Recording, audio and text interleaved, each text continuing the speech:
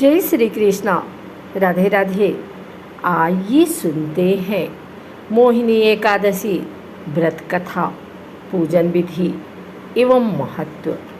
अर्जुन ने संयम और श्रद्धा से युक्त कथा को सुनकर श्री कृष्ण से कहा, हे मधुसूदन, वैशाख माह की शुक्ल पक्ष की एकादशी का क्या नाम है तथा उसके उपवास को करने का क्या विधान है?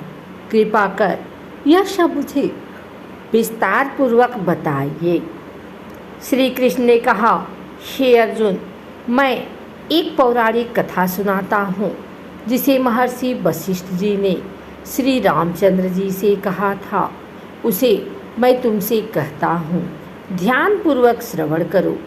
एक बार की बात है, श्री राम जी ने महर्षि वशिष्ठ से कहा, हे गुरु श्रेष्ठ, मैंने जनक नंदिनी सीता जी के वियोग में बहुत कष्ट भोगे हैं, अतः मेरे कष्टों का नाश किस प्रकार होगा?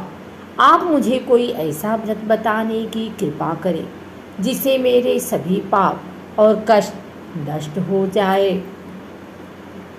महर्षि वशिष्ठ ने कहा, हे श्री राम, आपने बहुत उत्तम प्रश्न किया है। आपकी बुद्धि अत्यंत कुशाग्र और पवित्र है। आपके नाम के स्मरण मात्र से ही मनुष्य पवित्र हो जाता है। आपने लोकहित में यह बड़ा ही उत्तम प्रश्न किया है। मैं आपको एक एकादशी व्रत का महात्म्य सुनाता हूँ। वैशाख माह के शुक्ल पक्ष की एकादशी का नाम मोहिनी एकादशी है। इस एकादशी का उपवास करने से मनुष्य के सभी पाप तथा क्लेश नष्ट हो जाते हैं। इस उपवास के प्रभाव से मनुष्य मोह के जाल से मुक्त हो जाता है। अतः हे राम, दुखी मनुष्य को इस एकादशी का उपवास अवश्य ही करना चाहिए। इस व्रत के करने से मनुष्य के सभी पाप नष्ट हो जाते हैं। अब आप इसकी कथा को श्रद्धापूर्वक सुनिए। प्राचीन समय में सरस्वती नदी के किनारे भद्रावती नाम की एक नगरी बसी हुई थी। उस नगरी में धूतिमान नामक राजा राज्य करता था। उसी नगरी में एक वैश्य रहता था जो धन धान्य से पूर्ण था। उसका नाम धनपाल था।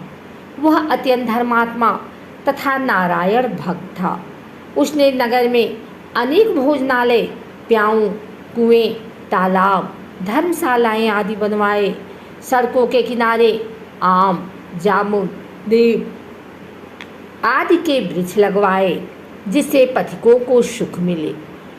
उस वैश्य के 5 पुत्र थे, जिनमें सबसे बड़ा पुत्र अत्यंत पापी व दुष्ट था। वह वेश्याओं और दुष्टों की संगति करता था। इससे जो समय बचता था उसे वह जुए में खेलने से व्यतीत करता था। वह बड़ा ही अधम था और देवता, पितृ आदि किसी को भी नहीं मानता था। अपने पिता का अधिकांश धन वह बुरे व्यसनों में ही उड़ाया करता था। मांस का भक्षण करना उसका नित्य कर्म था।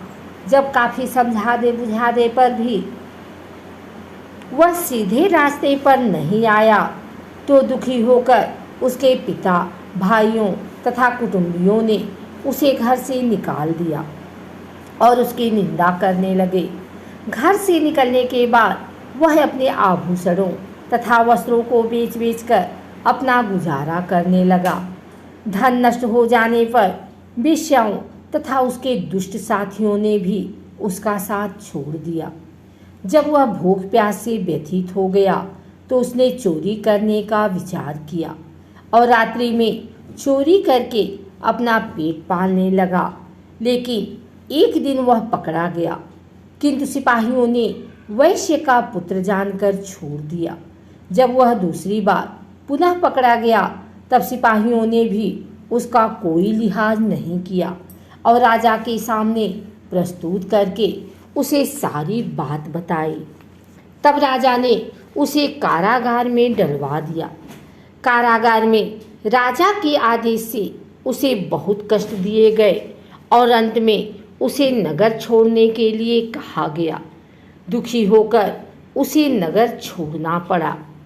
अब वह जंगल में पशु पक्षियों को मारकर पेट भरने लगा, फिर बहेलिया बन गया और धनुष बाण से जंगल के निरीह जीवों को मार मार कर खाने और बेचने लगा।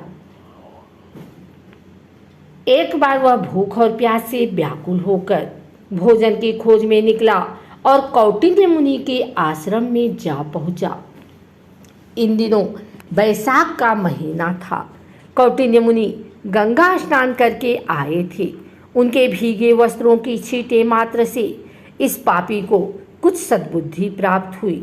वह अधम ऋषि के पास जाकर हाथ जोड़कर कहने लगा, हे महात्मा, मैंने अपने जीवन में अनेक पाप किए हैं। कृपा कर आप उन पापों से छूटने का कोई साधारण और बिना धन का उपाय बतलाइए। ऋषि ने कहा, तू ध्यान देकर सुन।